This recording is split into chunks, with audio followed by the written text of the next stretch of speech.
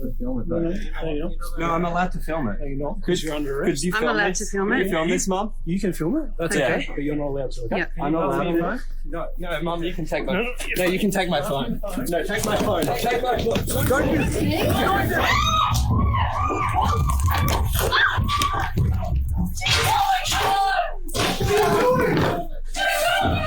What the fuck? Yeah, they're giving away evidence and trying to run away with it. Yeah? This is what this is about, by the way. John. Hey, John. I've got something for you. John, I've got a lawsuit. You're suing my boss. John. John. John. So they needed to correct a detail because John put the Parliament House on the lawsuit, instead of his actual formal address, which is actually not allowed. So today we've had people reporting on the fact that Friendly Jordies' little sort of employee, I guess you would call him, Kristo, has been arrested. And essentially what seems to be what has happened is that, John Barilaro has given Friendly Jordies essentially a court case sort of thing. Words are not working for me today, but the point is that he is suing Friendly Jordies. He is taking him to court over the bras and all of the stuff that has been said on Friendly Jordies' channel. Now, Kristo and Jordan have been making a joke out of it because there is a clause in our constitution which states that they have to actually pass it to you by hand. And basically, that didn't happen at all. None of them have been passed by hand. So they've been making a joke about it. Anyway, they noticed this one detail which would mean that the whole court has to be, the whole summons has to be completely dismissed. And so they tried to Kristo, who happened to stumble upon John Barilaro, has basically had a problem with handing that summons over because he's tried to hand it to him himself, and this is what ended up happening afterwards. Now, as from that footage, you saw that Kristo basically said, hey, look, this is a summons, there's I need you to, you're suing my boss, can you please take this? Yeah, so in this document here, there is a few things that have been said. I mean, they're calling him they're saying that they're being racist because he makes Italian jokes, but I mean, that's not, I wouldn't really say that's racist per se, considering a lot of white Australia is Italian. So what Friendly Jordies stated was that Kristo ended up getting out on bail, and it was a terrorism crew that came into the house, not the police themselves, but a terrorism crew or an anti-terrorism crew. And yeah, I feel like that this is really a big thing because, I mean, you saw that video itself, right? That video basically, they're claiming he stalked or to intimidate or intending to cause physical or mental harm. I mean, that's a stretch. And then we've got things like, yeah, they're saying he said, why are you suing us? Which was not said at all. They're aware why they're suing them, you know? I mean, the video itself, it says, why are you trying to sue us here, right? The video itself didn't actually say that. They said, you're suing my boss, I need to hand you this, you know? He never said, Deputy Premier, why are you suing my boss? He didn't say that. That's falsified. Okay? the police version is strongly contested against Langa's lawyers, who have said video of the incident does not appear to accord with police facts. That is completely accurate, as you saw the footage before. They said their version showed Lanka was not following Barilaro for 200 meters, which is true. Like, you can tell. He was just walking on the street and just saw him at his car. He did not say, Deputy Premier, why are you suing my boss? You see from point A to point B in that video. So you see him walk over. You see him essentially say, look, I've got this piece of paper. I need you to take it. You're suing my boss. That is what is said. And I mean, that's kind of messed up. So I wouldn't, like, the wording itself is 100% accurate. Whether it's considered constituted harassment, I don't know. I don't know my harassment laws that well. But what I do know is that there are certainly details fabricated. The behavior of the accused Friendly Jordies in the public reach of the Friendly Jordies media platform has caused the victim to be constantly anxious and in fear of his or his family's. Oh my god. Like, yeah, like, the thing is that all Friendly Jordies has done is pointed out these points of corruption and interviewed people who have been affected by the corruption, you know, and made Mario jokes, you know? I mean, whether or not Friendly Jordies public kind of fans do something, I mean, you never know, but that's not in relation to Kristo or Jordies themselves. They submit facts with a line of humor to it, and it's as far as that. So Xenophon Davis' partner Mark Davis said he believed a warrant had also been issued for Shanks and may be in danger of imminent arrest. I mean, that may well be true. I imagine that if Kristo's in arrest, then he may be, especially with the video that I showed you being leaked. But the fact of the matter is that information is out now, you know? I imagine a lot of people have copies of that video now.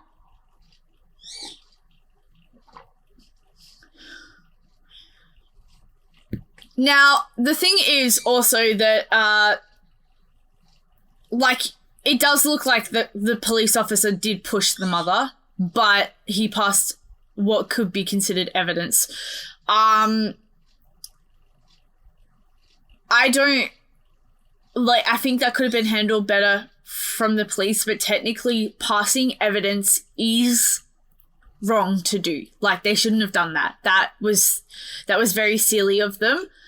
I mean, what I'm kind of really, like, concerned about, though, is they mentioned you killed my dog, right? The cops didn't deny the fact, or the anti-terrorism unit didn't deny the fact. So that's kind of messed up. I hope the dog's okay, because Friendly Jordies himself made it sound like they injured the dog and didn't kill it. Like, the police officer says he tripped over, prompting the woman to respond, "No, you didn't. You pushed me down. You assaulted me. You assaulted me." As I said, it could have been handled better on the police side, but they shouldn't have passed evidence. Davis said the timing of the arrest so soon after the defamation proceedings were commenced is alarming. I mean, yeah, like, that is kind of, yeah, that is concerning. So the Guardian approached Barilaro's office in New South Wales Police for comment on Sunday night. New South Wales Police confirmed it had arrested a 21-year-old man on June 4th at Dulwich Hill. He was taken to Newtown Police Station and charged with stalking, a woman said. So the thing is, I wouldn't say that, like, it's not really stalking. That's the thing.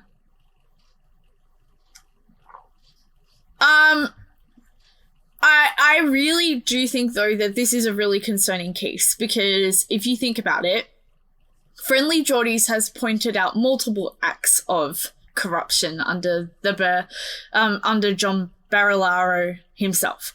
And I mean, he's basically pointed out multiple acts of corruption, multiple acts of hypocrisy and all that. And at this point of time, it really does seem like that when you call out the New South Wales government corruption, that they're very, like, this is the thing. You should really look at this as the point of that people are taking out journalism. And despite whether or not you like Friendly Jordies and Kristo or not, the fact of the matter is that they basically pointed out actual acts of government corruption.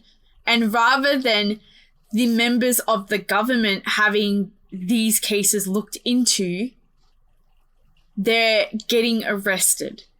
Now, if we strip down everything down, like that is kind of messed up, that they appear to be getting arrested for the sake of, you know, the government kind of corruption accusations.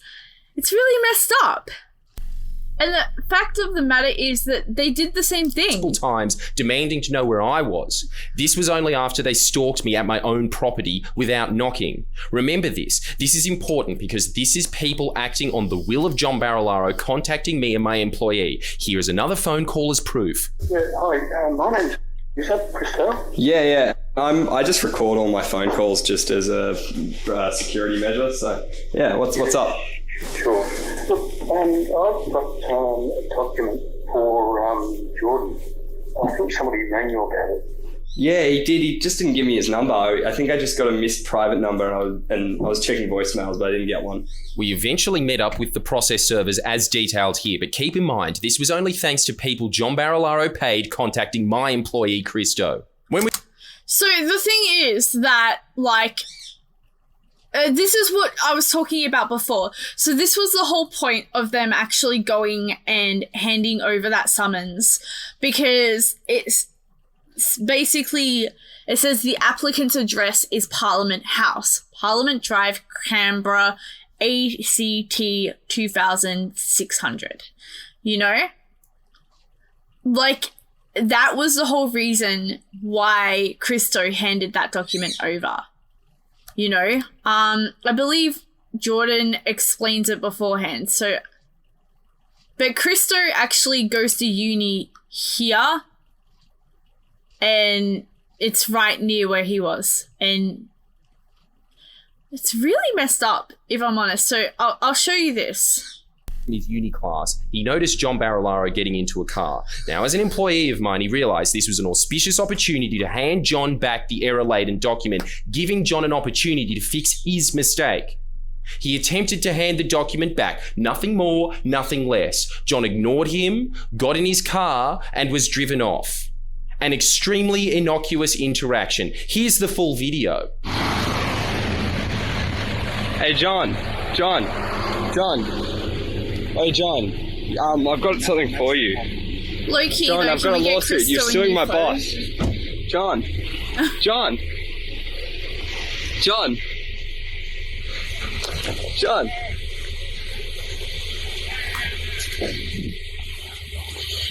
That's one count. So these are the crimes here. So crimes, domestic and personal violence, you know, stalk and intimidate, intending to cause fear or physical mental harm, did stalk, intimidate John Barilaro with the intention of causing the said John Barilaro to fear physical or mental harm. And this incident that, this is the one, the second one is the one related to it. So, I mean, they're pretty much identical except for locations and, you know. But the thing is, this is really, like, scary that just for handing back a summons that had a mistake that needed to be corrected, you can get arrested like this. Obviously, there could be more behind the scenes that we don't know, but I imagine not, because I imagine that that would have been publicized. So this is the actual thing that Jordan has actually posted in his video. On Friday, the 4th of June, 2021, the victim was attending a funeral at St. Mary's Cathedral on College Street, Sydney. About 12:30 p.m, the funeral had ended, and the victim was returning to his vehicle, which was parked nearby on Hospital Road. The accused was seen to follow the victim for about 200 meters before approaching the victim as he approached the waiting car. The accused was filming using his mobile phone, saying, "Deputy Premier, why are you suing my boss? And you're corrupt." The victim got in his car and the accused rounded the car, still filming, attempting to speak to the victim through the window of the car. Now, I mean, let's have a look at this footage again. So Kristo walks Hey, John. over. John. Hey, John. I've got something for you. He John, says I've he's got a lawsuit. something You're suing for my you. boss. John.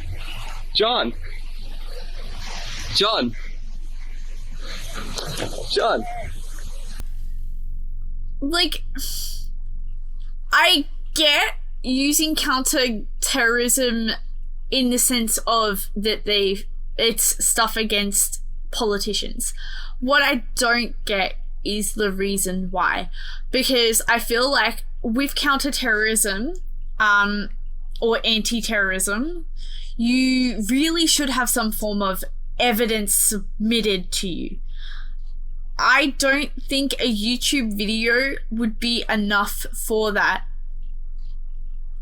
I think that either something is really going dodgy on here or there's something going on behind the scenes. I think, though, that more likely something dodgy is happening because we have a history of something dodgy happening with the individual that is being spoken about. I mean, if I'm honest, like, a lot of people are a bit skeptical of looking into things about politicians because they feel like that it's drama or it's not really beneficial. But the fact of the matter is, like, I mean, this guy is basically both comedy and journalism in one, you know? He calls out politicians. I used to do something very similar, but I'm not really, like, I think I've deleted a lot of those videos. But the thing is, though, that this stuff, like, this is a good example as to what I'm talking about with the politicians.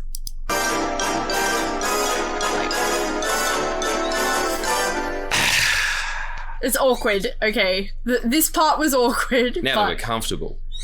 John Barilaro is a man whose expediency seeps right down to his very genetics, as not only do his political convictions turn on a dime, but so does his ethnicity. Proud Italian. So he's got the Mario music, he's got the... And when he thinks he can score pity points, rinky-dink Johnny from the bush when he thinks he can score a national seat. Willing to change his entire identity, right down to his name, surely distressing his inner child who would wonder, Hey, Giovanni, what's the matter? You're not talking with your accent no more. Bruzza mia! He's a con man to the core, powered by spaghetti. As such, I'll be referring to him from now on as Giovanni. And not just because that's his name, but also because he's just such a Giovanni. Plus, Like, I mean, that's the racism that they're claiming, you know? But he like, if you go look at, like, here. Great Barrier Reef, Gosford, Kosciuszko National Park, degrading tens of thousands of hectares of wilderness, pushing 27 native species to the brink of extinction, and he did it for like 10 grand. Nice to know he values a second-hand Kia so highly.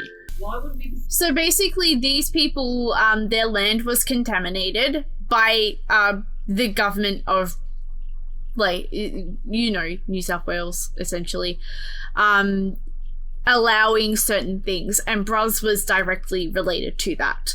Now, what ended up happening was that their kid has gotten sick and their land is completely destroyed. Now, this video, Secret Dictatorship, is one that I think is really, really important. Let me just see if I can find where the damage was. Like, so it's about Narrandera. I think I'm saying that right? Lands that have been drained by the government to pump more water into the water market. It's a natural wetland. He wants the water. It's a natural It's his wetland. water. But see, by having that I know, wet, but why, like, okay, so, but he's not using it for irrigation or anything. No, He's just no. leaving it there. it's a wetland. Uh-huh. Farmers aren't rapists or fucking, you know, like they make their farmers destroy everything. Farmers are actually, They know to use the land. that's right. That's a wetland on his property, and he's left there as a wetland. He puts his cattle in there and stuff, and they walk all through it and pick the green grass growing through it. So it's madness not having a wetland on your property. It values the property for a start. You've got a wetland on it. Of course. Okay. Yeah, it's like that wetland. It's got an ice wall. Or get Kristo. That's the first animal through. But this is a good example. Yeah, it's so obvious. So on one hand, they're killing the wetlands. On the other hand, they're giving Flooding water the to the wetlands. wetlands, over flooding them. Oh, here. Flooding them, right, okay. Look at all the dead trees. And as a result of that, the reason they're doing that is so that they have excess water to sell as part of the Darling plan. I don't know, but I believe they're trying to pull as much water as they can back off places like this. Yeah. Extra, I don't know, 200 megs from there, 200 megs from there, 200 megs from there that they didn't have. Sell it now. Money in your hand. Put a gate in. So, You unlock that. You put your handle in it and you wind it and you lift this gate. Righto? But notice there's no meter on it to say how much water they're letting through. Why isn't there? That's a very, very good question. We then hear the Narrandera to Tocumwal rail line saga. so Back in 2017, as This a tweet video during the is, Cooper like, Month something by-election, is the well Nationals worth and their watching. candidate, Steph Cook. I mean, they go over a lot of things, like there's certain damages. Just trying to find a bit, but there's a bit that was really interesting, but I can't remember where it is in the video. But the thing is that he's actually, like, these guys are literally just doing journalism. And I think that it's very dangerous to set a precedent that you can't do journalism. I mean, media outlets do journalism as well. And it's just really crazy that you can't criticize the government without risking this stuff. Anyway, I guess I'll leave it at that. Please check it out because I recommend you do. But yeah,